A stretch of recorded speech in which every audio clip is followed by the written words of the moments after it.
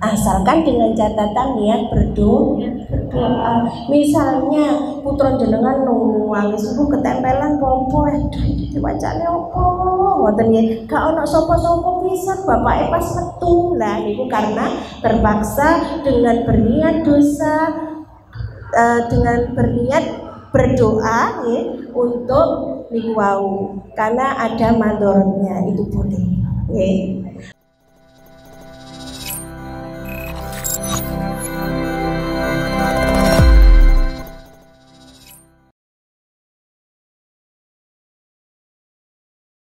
Salajengipun monggo kita sareng-sareng miwiti ngaos Risalatul Haid ya.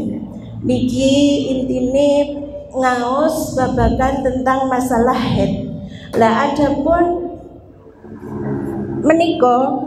bab menika menjelaskan tentang darah-darah yang dikeluarkan oleh seorang wanita. Lah bagi kalangan wanita ini sangat dianjurkan ataupun diwajibkan. Wajibnya adalah wajib fardu ain. Jadi setiap orang harus belajar. Amargi napa niki berkaitan dengan ibadah kita sehari-hari. Lek awake dhewe kliru ngumumi dalam babagan haid, wayahe haid dikira pas boten, pas haid, pas ibadah, pas wayahe suci, malah boten ibadah. Keranten nopo seorang wanita mengeluarkan darah itu belum tentu darah haid. Tapi kalau kita belum pernah mengaji, kapanpun keluar darah, saya kira loh, kalau ibu-ibu umum ini apa maksudnya? Setiap keluar darah mereka menganggap haid. Ngoten Bu. Gitu, pada umumnya seperti itu.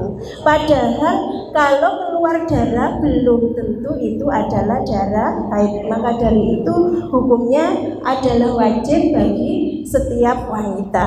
Wa yajibu 'alal mar'ah an tata'allama tahtaju ila minal ahkamil haidi wal nifasi wal istihadati. Jadi diwajibkan bagi para wanita untuk belajar hukum-hukum haid dan nifas dan istihadah. Apabila ibu-ibu misalnya sudah menikah terus dereng belajar niki Bu, jadi kewajiban seorang suami harus mendidik panjenengan. Kira-kira suaminya sakit napa mboten? Nah, niku sing dadi pertanyaan nggih. Bojoku iso ora yo? Nah, ngoten nggih. Lah, maka dari itu seorang laki-laki juga harus belajar ini sebetulnya. Tapi yang antusias biasanya lebih ke perempuan. Maka dari itu, lah kalau sudah punya suami wajib memberi pelajaran kepada sang istri. Apabila suami tersebut tidak bisa, bagaimana? Nah, berarti suami harus mengizinkan sang istri untuk pergi belajar kepada orang yang mengerti atau orang alim. Ngoten Bu nggih. Nah, biasanya kalau seorang suami sudah mempunyai istri, kadang-kadang enten sing wangel dipamiti digawe pengajian, mboten purun izin, ya mboten. Alhamdulillah karo suami jenengan insyaallah ikhlas ya nggih. Panjenengan bersyukur berarti angsal bojo sing ikhlas. Awake dhewe lakon ibadah. Ngoten lho nggih. Dados maka dari itu suami harus mengizinkan. Apabila tidak mengizinkan, maka suami tersebut dosa. Nah, kalau seperti itu jadinya ya harus mengizinkan. Bila tidak mau mengizinkan seorang istri tersebut, berarti beliaunya harus belajar sendiri dulu, setelah itu diajarkan kepada istrinya. Betul ya? Dan harus betul-betul dipelajari karena ini sangat berhubungan dan berkaitan dengan ibadah kita sehari-hari, terutama dengan sholat, puasa Ramadan ini yang sangat penting, dan juga hubungan intim antara suami istri ini yang paling berisiko banget. Ketika jenengan berhubungan ternyata kok masih kondisi haid padahal jenengan merasa suci. Lah niku sing berbahaya, efeknya sangat ageng. Jadi mohon diperhatosaken dados lek sing pun ngaji nggih maca iki intine sareng-sareng belajar nggih. Sareng-sareng belajar, kula nggih belajar, panjenengan nggih belajar. Dados monggo dipun lanjut masalah seorang perempuan.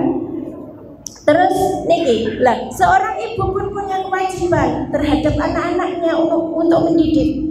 Misalnya jenengan sekarang belajar tentang risalatul haid, masalah haid gitu. Terus mungkin diajarkan ke putranya dan seterusnya. Lah itu nanti bisa jadi ilmu yang manfaat.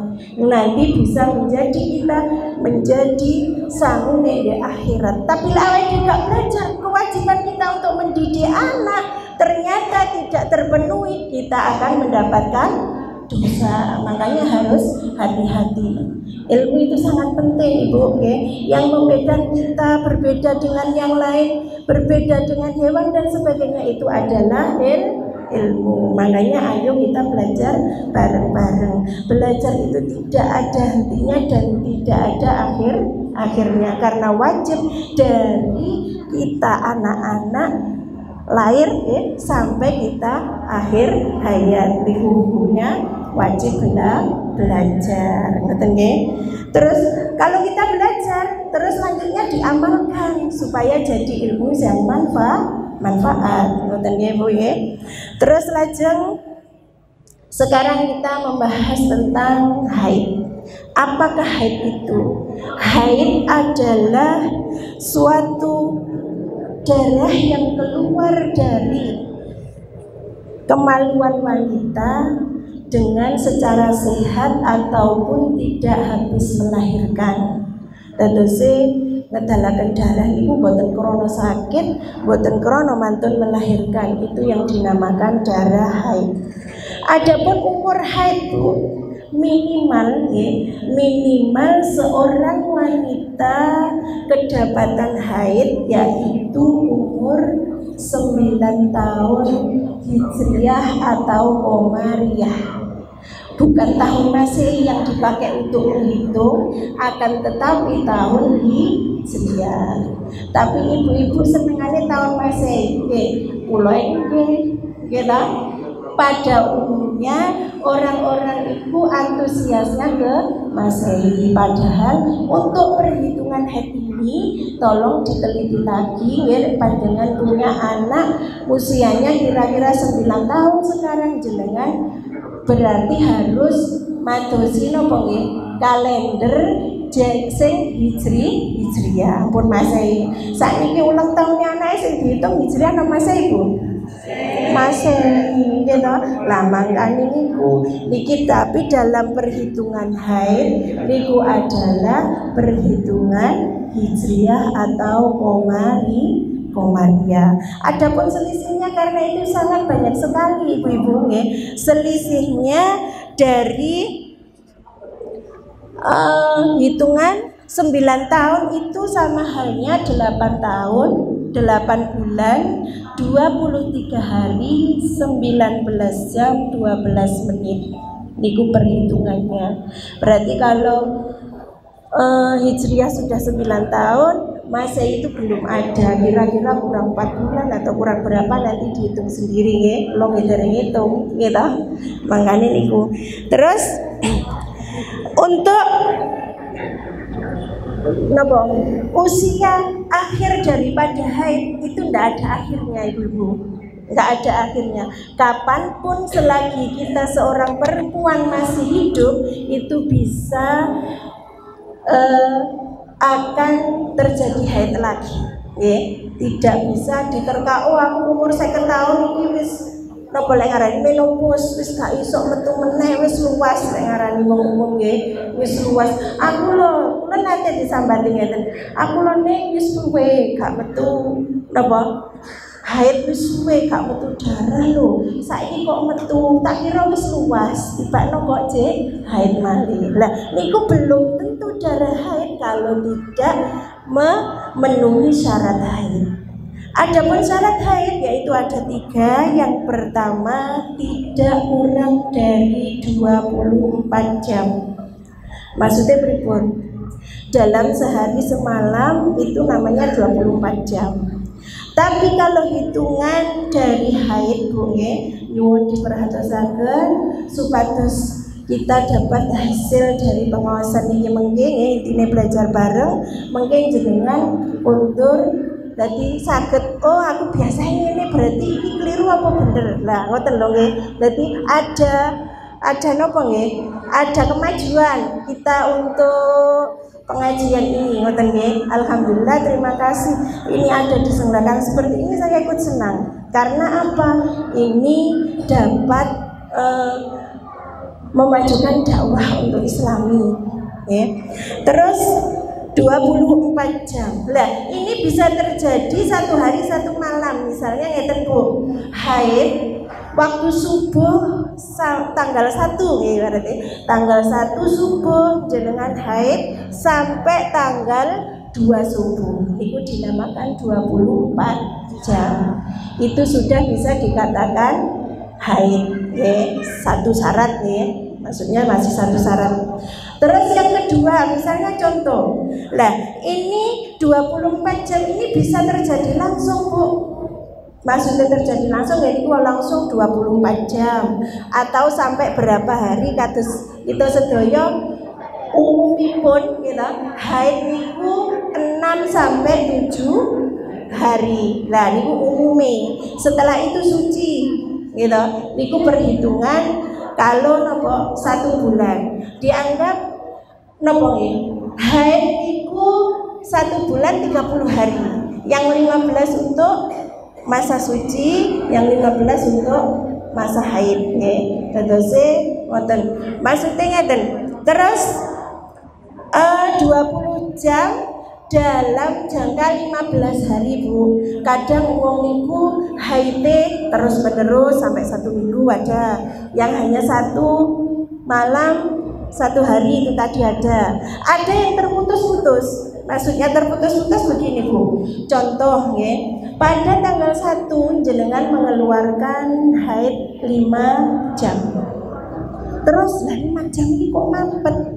Setelah itu tanggal 2 mampet gak keluar, sampai tanggal 3 gak keluar, tanggal 4 keluar lagi 5 jam.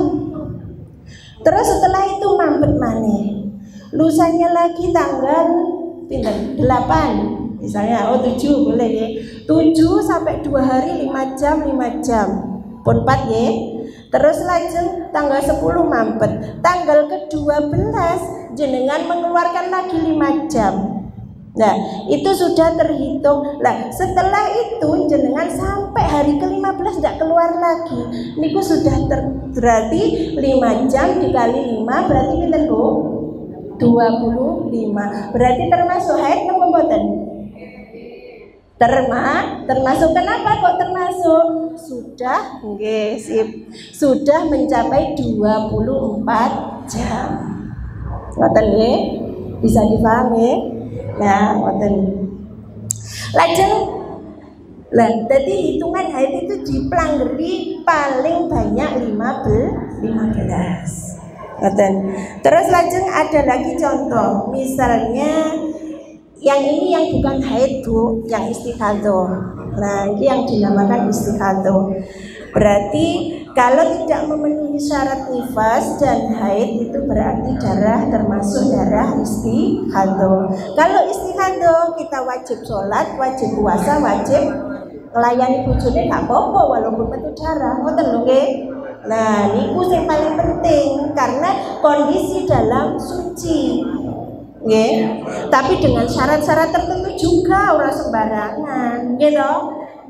Ngoten lho nggih, tetap sholat tapi dengan aturan-aturan tertentu juga. Pun kita bahas ini dipahamkan dulu nggih. Terus ngeten, untuk yang contoh istikhadah, misalnya tanggal 1 jenengan mengeluarkan darah 8 jam. 8 jam mengeluarkan darah tanggal 1. Tanggal 2, 3 berhenti. Tanggal 4 keluar lagi misalnya 4 jam. 4 sama 9 pinten Bu? 13 ya. 13. Terus ditambah lagi 6 jam. Misalnya hari ke-10, ngoten ya. Ke-10 jenengan mengeluarkan lagi 6 jam. 13 sama 6 jam 19. Lah setelah itu sampai 15 hari kok enggak keluar, berarti itu namanya darah istihadhah karena tidak mencapai 24 jam. Saged dipaham Ibu? Mbak paham ya? Nah, lek pun paham kula lajengaken selanjutnya. Karena belajar itu gak perlu akeh-akeh didik tapi paham, lek iso akeh ya tur paham. Niku sing ngomongnya, nggih ta? Soalnya ibu niki pikirannya pun kathah, paham ya? Anak sing mikir utang, sekolah anake bayar, apa meneh musime kaya ngeten. Dagang sepi, sembarang sepi padha nggih. Tapi sing penting syukur. Wong lek syukur niku panggah cukup, walaupun titik lek syukure gede mengke dadine cukup. Akeh lek mboten syukur panggah kurang. Amargi niku pun sifate awake dhewe kabeh, Bu. Nggih to? Kula dhewe ngalami, lek aku syukur alhamdulillah walaupun titik rasane ya nuwih, lek gak syukur dikak ana wong akeh panggahku kurang. Ngoten nggih. Pun lanjut nggih. Terus untuk sekarang niku masa jeda antara ganggange wau lho Bu, napa lek? Paham nggih? Antara jenengan wau haid keluar ndak keluar. Lah, itu jangka waktu 15 hari niku dihukumi masa haid. Jadi lek jenengan poso, jenengan sholat itu batal. Kalau dalam catatan haidnya melebihi dari 24 jam. Kalau tidak melebihi dari 24 jam berarti istihadhah, jenengan poso terus, sholat terus dan sebagainya itu boleh. Ngaten nggih. Terus ngeten, seumpama jenengan iki percontohannya. Seumpama jenengan haid biasanya 7 hari. Terus 7 hari ini sudah selesai saya suci, terus napa nggih? Bersuci terus ibadah seperti biasa. Lah, delala terus bojone ngersakaken. Gitu, di hari ke-9 atau 8. Lah setelah jenengan berhubungan kok besoknya keluar lagi. Lah itu masih terhitung darah haid, Bu. Akan tetapi jenengan hubungan ini tadi tidak berdosa karena jenengan sudah menganggap jenengan sudah suci karena kebiasaan jenengan 7 hari. Kecuali kalau misalnya jenengan 7 hari, gitu, haidnya 7 hari, terus 4 hari jenengan sudah bersih, wes ndang keruamas ngono ndang ngono, nah, gitu. Lah, tibane lah niku enggak boleh karena jenengan kebiasaan 7 hari, 4 hari wis gopo ngono. Gitu. Pray dulu nggih. Lah, ngoten lho. Lah, niku apa?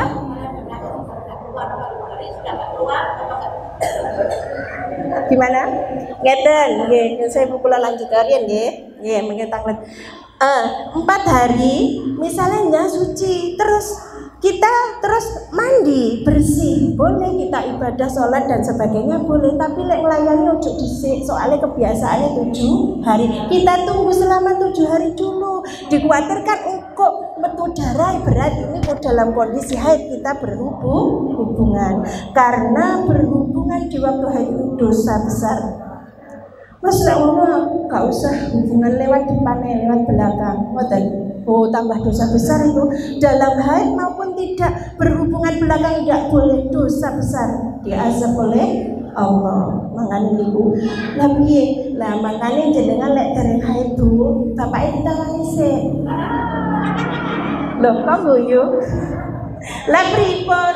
Ya ayah, aku mau haid ya, gimana? Lembur enggak? Ngoten nggih? Nggih. Lah kok lek wayah dibutuhno terus mamine berhasrat mergo ngiru dipeki lak ya sakno. Tapi ada cara lain, Bu.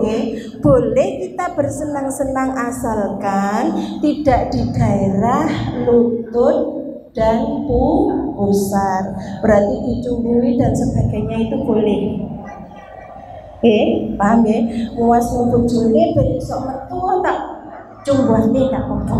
nggih, asalkan tidak berhubungan di daerah pusar dan lutut nggih. Saged dipahami ya Ibu? Pun. Wau badhe tanglet napa Ibu?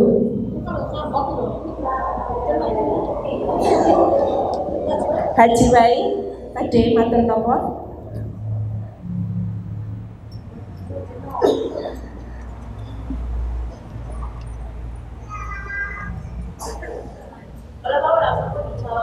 Nggih. Nggih. Nggih. Nggih. Oh, nggih, sampun, nggih, makasih nggih. Pun lanjut nggih. Terus masa suci di antara dua haid. Ngeten Bu. Misale jenengan kebiasaan haid selama 7 hari. Terus di tanggal ke-15 jenengan sudah suci sampai tanggal 30 nggih. Terus tanggal 30 niki jenengan haid. Lah, medal darah sampai tanggal 7. Ini sudah termasuk haid karena sucinya lebih dari 15 hari. Dihitung sucinya dari tanggal 7 sampai ke 30. Ya, ya.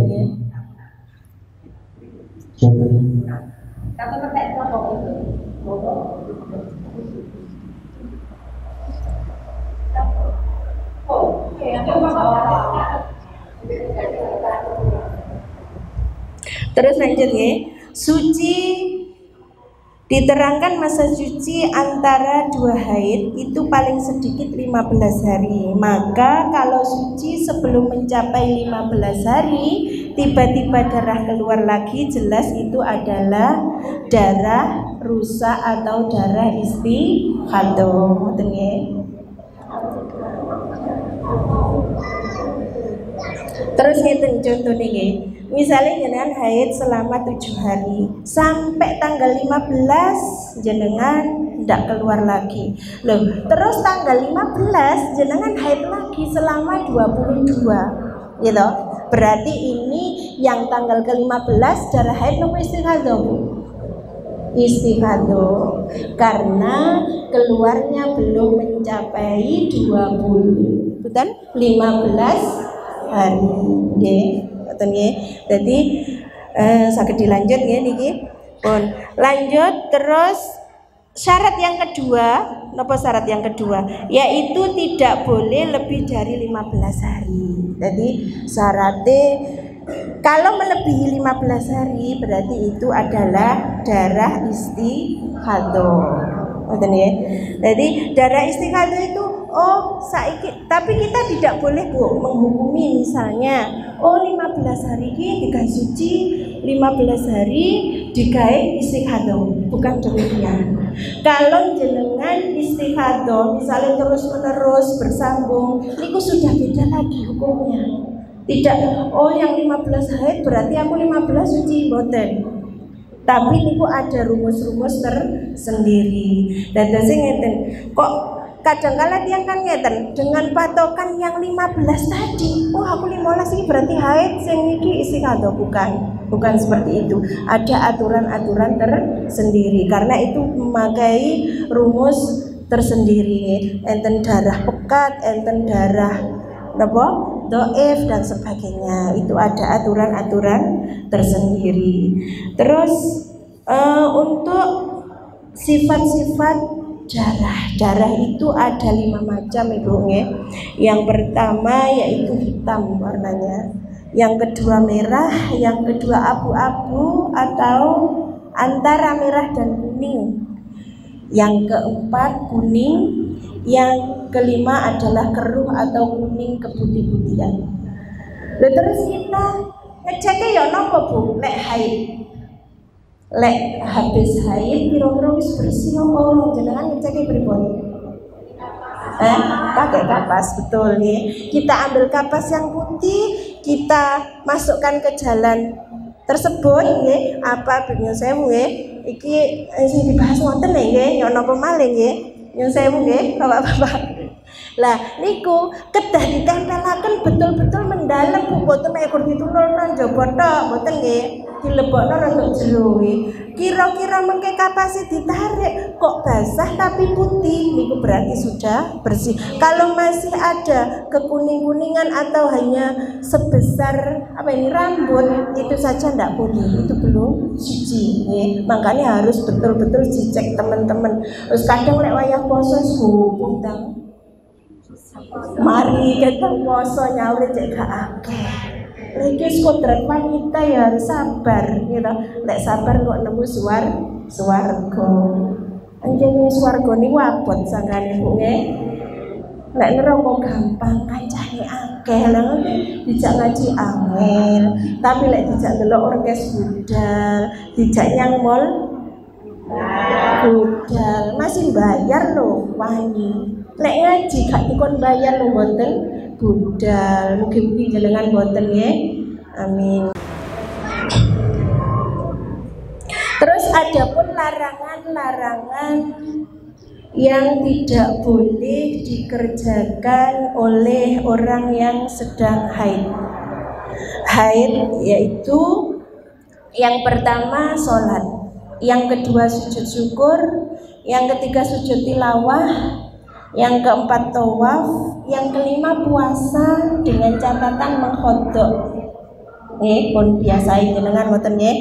Terus yang keenam iktikaf di dalam masjid.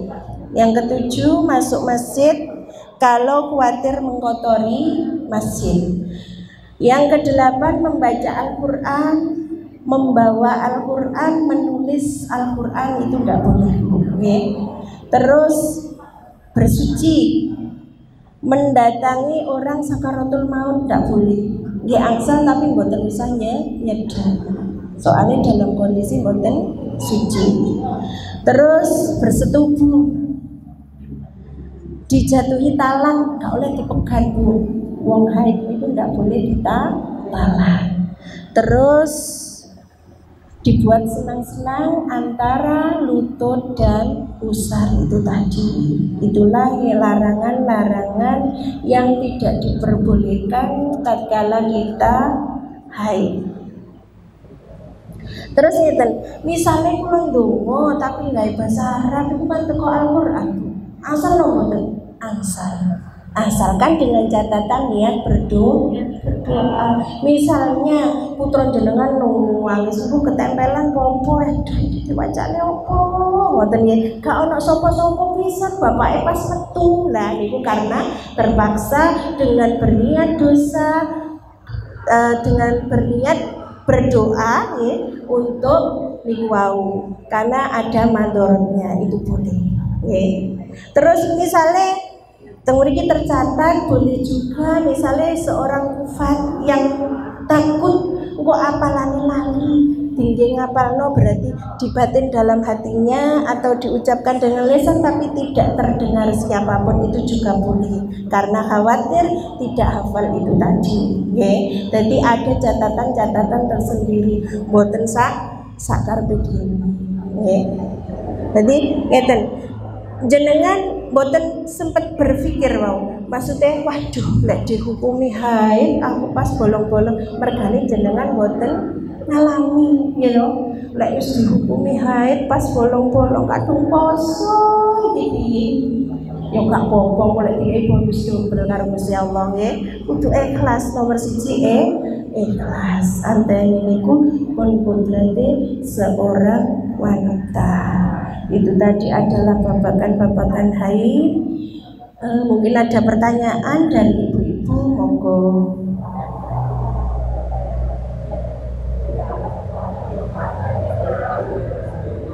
Pripun, boten enten pertanyaan? Ngaji ku enak sharing Bu. Nek enten saling tanya enak nggih. Pripun?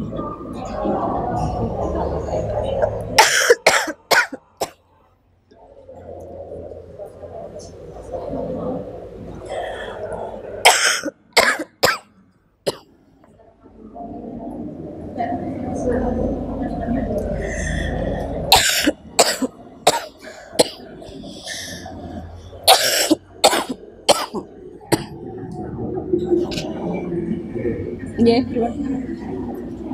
Waalaikumsalam warahmatullahi wabarakatuh.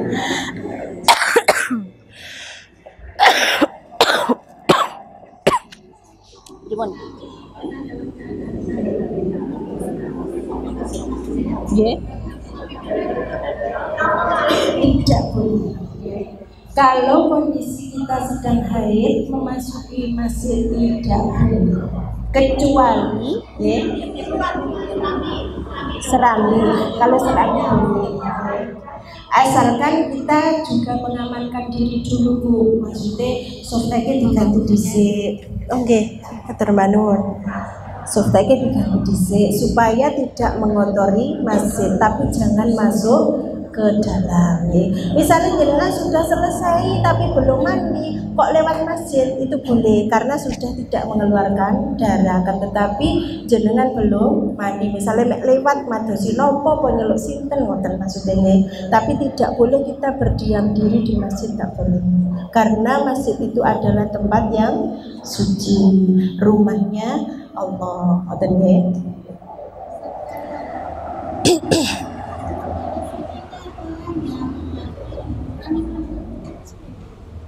Maksudnya? Oh, ngeten nggih.